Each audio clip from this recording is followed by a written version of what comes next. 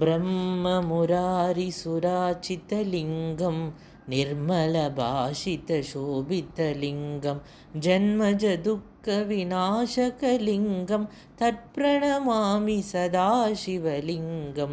देवमुनिप्रवराचितलिङ्गं कामदहं करुणाकरलिङ्गं रावणदर्पविनाशनलिङ्गं तत्प्रणमामि सदाशिवलिङ्गं सर्वसुगन्धिसुलेपितलिङ्गं बुद्धिविवर्धनकारणलिङ्गं सिद्धसुरासुरवन्दितलिङ्गं तत्प्रणमामि सदाशिवलिङ्गं कनकमहामणिपूषितलिङ्गं फणिपदिवेशितशोभितलिङ्गं दक्षसुयज्ञविनाशनलिङ्गं तत्प्रणमामि सदाशिवलिङ्गं कुङ्कुमचन्दनलेपितलिङ्गं पङ्कजहारसुशोभितलिङ्गं सञ्जितपापविनाशनलिङ्गं तत्प्रणमामि सदाशिवलिङ्गं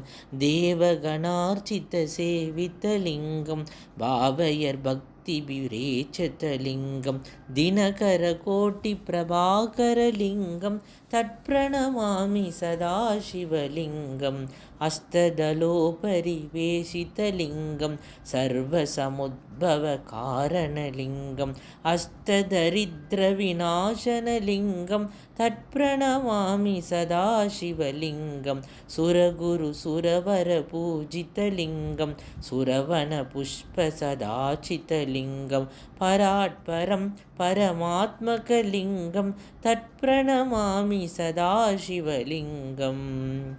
लिङ्गास्तकम् इदं पुण्यं